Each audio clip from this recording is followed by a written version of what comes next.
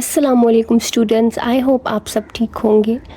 हम चैप्टर 7 कर रहे थे। क्लास 9 का मैथ्स है, नेशनल बुक फाउंडेशन की बुक है और ये हमने इसकी दोनों एक्सरसाइजेज 7.1 और 7.2 लास्ट वीडियोस में कंप्लीट कर ली थी। अल्हम्दुलिल्लाह आज हम इसकी स्टार्ट कर रहे हैं मिसलेनियस एक्सरसाइज। मिसलेनियस एक्सरसाइज में जो पहला क्वेश्चन है वो MCQs हैं, फिल इन द ब्लैंक्स हैं, तो वो इंशाल्लाह मैं किसी और टाइम आपको करवाऊँगी। अब इस चैप्टर के अंदर काफ़ी हमने थॉरली सारे कॉन्सेप्ट्स को यानी मुकम्मल तौर पर कोशिश तो की है कि मैं आपको एक्सप्लेन कर दूं। तो आई होप आपको पिछली दोनों एक्सरसाइजेस कंप्लीट समझ में आ गई होंगी। तो उसी से रिलेटेड इसमें अब क्वेश्चंस हैं। क्वेश्चन नंबर 2 है, the consecutive vertices of a quadrilateral are A00, B05, C47 and D42 show that the quadrilateral is a parallelogram. अब वो क्या कह रहे हैं, इस क्वेश्चन में क्या इन्फॉर्मेशन है कि कंसेक्यूटिव वर्टिसेस एक क्वाड्रिलैटरल के ये हैं। वर्टिसेस सबसे पहले मैंने आपको बताया कि कॉर्नर पॉइंट्स होते हैं। कॉर्नर पॉइंट्स किसी भी शेप की उसको वर्टिसेस कहते हैं। तो ये वर्टिसेस दिए हुए 4 जिनका नाम है A, B, C और D। हर पॉइंट या वर्टेक्स का एक नाम होता है ना, तो इनका ये नाम है और हमें ये कंसेक्यूटिव हैं। कंसेक्यूटिव का मतलब है कि A के बाद B आता है, B के बाद C और C के बाद D, यानी एक ऑर्डर है इसका। Show that the quadrilateral is a parallelogram, और हमें शो करना है कि ये जो क्वाड्रिलैटरल है, क्वाड्रिलैटरल 4 साइडेड शेप होती है, 4 साइडेड, तो इसकी 4 साइड्स है ना, तो हमें शो करना है कि ये पैरेललोग्राम है। तो पैरेललोग्राम कैसी शेप होती है पहले वो बताती हूँ आपको। पैरेललोग्राम इस टाइप की शेप होती है जिसमें आमने सामने की साइड जो होती है ना वो इक्वल इन लेंथ भी होती हैं। जैसे कि अगर ABCD मैंने पैरेललोग्राम बनाई है तो इसमें ये साइड और ये साइड इक्वल होगी, ऑपोजिट साइड आमने सामने की, यानी कि side AB will be equal in length to side DC और BC की जो लेंथ है वो बराबर या इक्वल होगी AD के। ठीक है, पैरेललोग्राम में इसके साथ साथ ये दोनों पैरेलल होंगी और ये पैरेलल होंगी। ठीक है, तो हमने डिस्टेंस पहले प्रूफ करने है कि distance AB is equal to distance DC है और distance BC is equal to distance AD है। तो सबसे पहली चीज़ पैरेललोग्राम प्रूफ करने के लिए यही प्रूफ करते हैं कि उसकी आमने सामने की साइड जो है वो इक्वल इन लेंथ है, यानी उनका डिस्टेंस सेम है। तो हम प्रूफ पहले करते हैं कि AB और DC डिस्टेंस इक्वल है और फिर BC और AD। तो स्टार्ट करते हैं। सबसे पहले हम फाइंड करेंगे distance between A and B, जिससे हमें मिलेगी लेंथ ऑफ AB। ठीक है, यानी कि लेंथ ऑफ साइड AB पहले करेंगे जो कि इक्वल होती है distance between A and B। और डिस्टेंस के लिए डिस्टेंस फार्मूला यूज़ करेंगे, वो होता है x2 माइनस x1 का square plus y2 minus y1 का स्क्वायर। ठीक है, डिस्टेंस बिटवीन A और B की बात हो रही है तो A और B यहाँ साइड पे पहले लिखने हैं, इससे आपको आसानी हो जाती है। A पहला पॉइंट है, B दूसरा। तो जो पहला पॉइंट होता है या पहला वर्टेक्स होता है उसके कोऑर्डिनेट्स x1 और y1 होते हैं और जो दूसरा होता है उसके x2 और y2 होते हैं।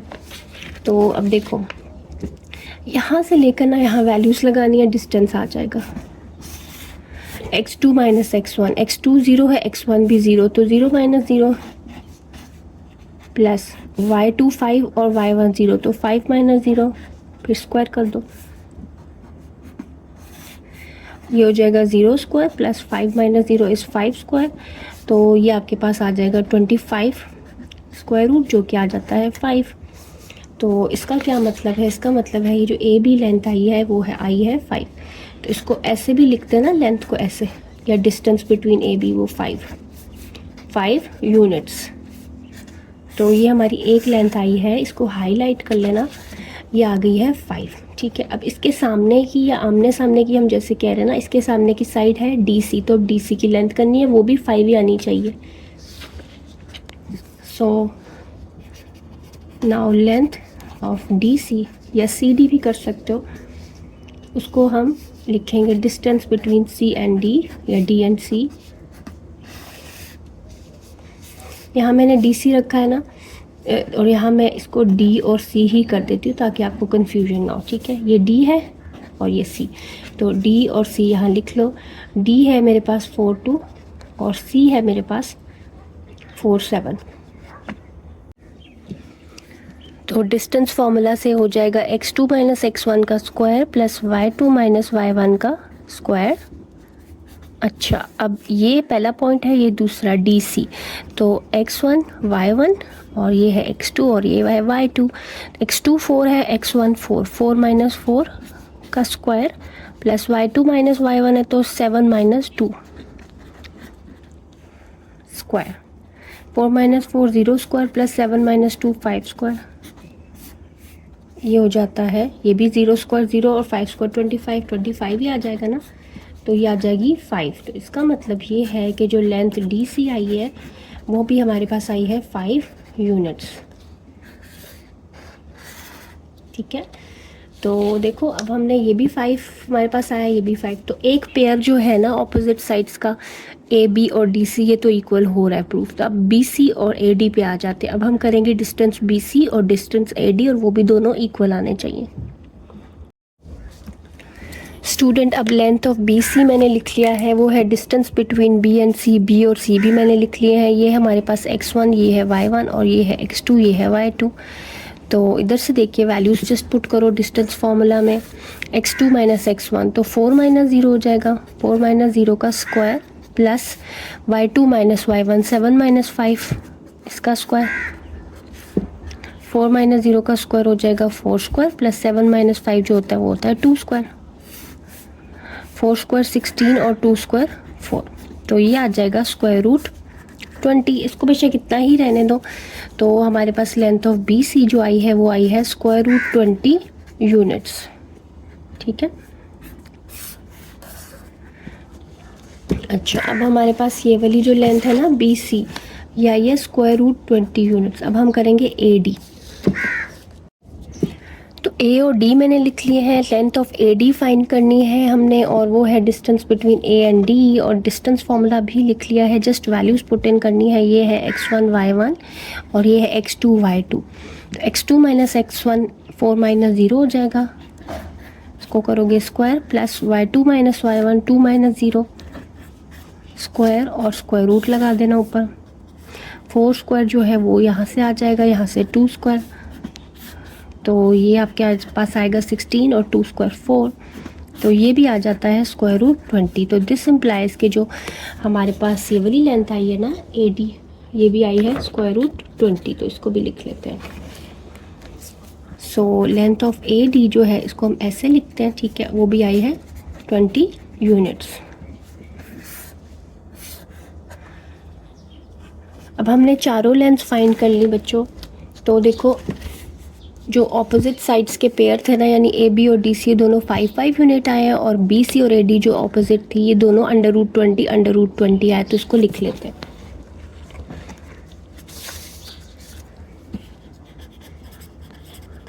तो we have AB is equal to distance AB या length of AB is equal to length of CD या DC, जो भी लिखना चाहो लिख सकते हो। DC लिख देती हूँ, दोनों आई है 5 यूनिट्स। ठीक है, और इसी तरह से BC डिस्टेंस जो आया है वो अपनी सामने वाली साइड के इक्वल आया है, जो है AD, वो दोनों आए हैं स्क्वायर रूट 20 यूनिट्स। ठीक है, तो एक चीज़ तो हमने प्रूफ कर ली है। अच्छा, ठीक है, अच्छा, अब हमने इसको दिखाना था पैरेललोग्राम। हमने शो करना है कि ये एक पैरेललोग्राम है। तो पैरेललोग्राम के अंदर ऑपोजिट साइड्स तो इक्वल इन लेंथ होती ही हैं, तो उसमें ये जो एंगल होता है ना, ये 90 नहीं होता। ठीक है, अगर ये 90 हो जाए तो फिर ये तो रेक्टेंगल बन जाता है, क्योंकि रेक्टेंगल में भी आमने सामने की साइड्स इक्वल ही होती हैं। तो हमने ये दिखाना है कि ये रेक्टेंगल नहीं है बल्कि पैरेललोग्राम है। तो उसके लिए हम शो करेंगे कि ये एंगल 90 नहीं है। तो उसके लिए मैं A को C से ज्वाइन करूँगी, मेरे पास एक ट्राइंगल ABC बनेगा, और उसको मैं शो करूँगी कि ये राइट एंगल नहीं है। उसके लिए हम पाइथागोरस थ्योरम की स्टेटमेंट को यूज़ करेंगे। तो पहले वो करते हैं।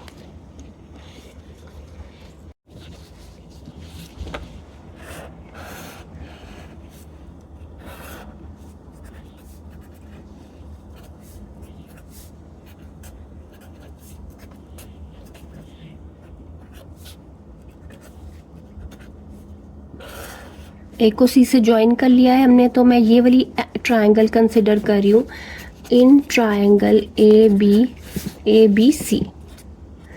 देखो इस ट्रायंगल के अंदर पाइथागोरस थ्योरम की स्टेटमेंट मैं यूज़ करूँगी और मैं शो करूँगी कि वो फुलफ़िल नहीं हो रही या सेटिस्फाई नहीं हो रही। तो जब पाइथागोरस थ्योरम की स्टेटमेंट सेटिस्फाई नहीं होती तो ट्रायंगल राइट एंगल नहीं होती।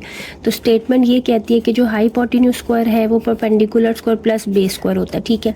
तो इसका हाइपोटेन्यूज यहाँ पे अगर हम देखें तो हाइपोटेन्यूज एक ट्रायंगल की सबसे लंबी साइड होती है। इसकी 3 साइड है, एक ये और एक ये। जो टेढ़ी साइड होती है सबसे लंबी है, लॉन्गेस्ट होती है, ये हाइपोटेन्यूज बनता है। तो AC स्क्वायर, ठीक है, distance AC is equal to perpendicular square. Perpendicular होती है जो खड़ी हुई थोड़ी साइड होती है, वर्टिकल, वो ये बन रही है, प्लस बेस जो है वो है AB, ठीक है। हम प्रूव करेंगे कि ये साइड इसके इक्वल नहीं है, इससे प्रूव हो जाएगा कि ये ट्रायंगल राइट एंगल नहीं, यानी ये 90 नहीं बनता। और अगर ये 90 नहीं बनता तो ये पैरेललोग्राम प्रूफ हो जाती है, ठीक है। तो अब BC डिस्टेंस तो मेरे पास है ना, AB डिस्टेंस भी हमने फाइंड किया, AC नहीं है ये, तो पहले ये फाइंड कर लेते हैं यहाँ पे। तो AC डिस्टेंस फार्मूला से करेंगे, वो होता है x2 माइनस x1 का square plus y2 minus y1 का स्क्वायर। A और C का डिस्टेंस करना है तो यहाँ A और C लिख लो। A मेरे पास है 0 0 और C मेरे पास है 4 7, ठीक है। तो ये x1 y1 और ये x2 y2 है। वैल्यूज़ पुट करो, 4 माइनस 0 हो जाएगा इसका स्क्वायर प्लस 7 माइनस 0 इसका स्क्वायर, तो ये हो जाता है 4 स्क्वायर प्लस 7 स्क्वायर। ये आ जाता है 16, 4 का स्क्वायर 16, 7 का स्क्वायर 49। इसको करते हो तो यू गेट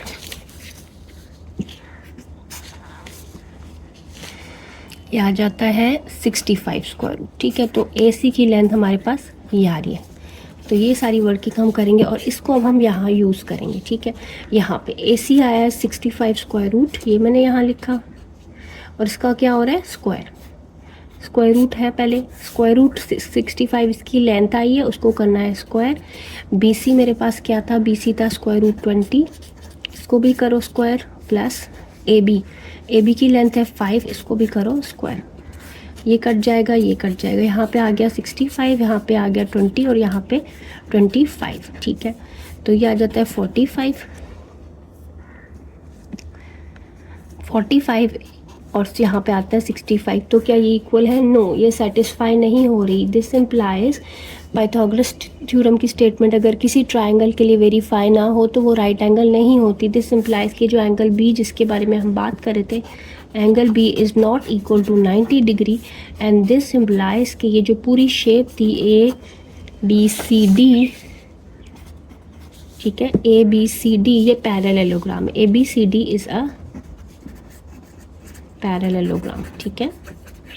क्योंकि ऑपोजिट साइड्स तो हम पहले ही प्रूव कर चुके हैं कि वो इक्वल इन लेंथ, और अब ये भी प्रूव हो गया कि ये वाला एंगल 90 नहीं है, तो फिर प्रूव हो जाता है कि this is a parallelogram, hence this is done. So student, अगर आपको समझ में आ रहा है, वीडियो अच्छी लग रही है, don't forget to subscribe, like and share the videos and hit the bell icon.